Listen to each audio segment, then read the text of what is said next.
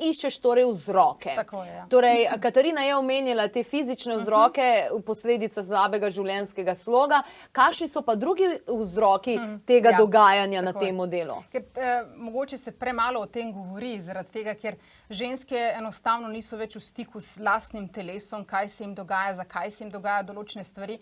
In ponovadi, ko rečemo vzrok, pride do hormonskega neravnovesja, ampak gremo še globlje. Zakaj pride do hormonskega neravnovesja? Zakaj ravno v tem predelu stvari ne funkcionirajo? Recimo tudi po tradicionalnih vedah vedno govorimo, tukaj je mogoče v povezavi z ledvicami, z mehurjem, s tem meridianom, preveč hladu, preveč vlage, preveč sluzi.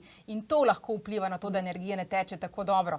Ampak hkrati govorimo o tem, da ženska, ki ima težave z endometriozo, s policističnimi jajčniki, z miomi, posledično tudi kakšen rak in tako naprej, so ženske, ki enostavno ali ne sprejmejo svojega lastnega telesa ali svoje ženskosti, tega potenciala, ki ga imajo kot ženske, svoje kreativnosti, tega, kar ženska mora biti, tega dejansko ni. Tudi v povezavi lahko tudi povzroči tudi težave s ščitnico in tako naprej. Tako da v bistvu dejansko je vzrok nekje bolj globlje.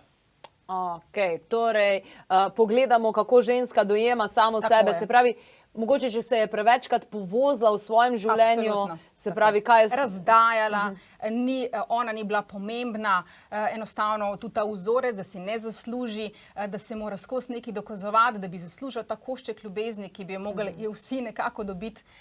In pač, če se tukaj zruši to ravnovesje, v bistvu nastane blokada v tem predelu. Ali enostavno energija ne teče dobro in to je samo opozorilo.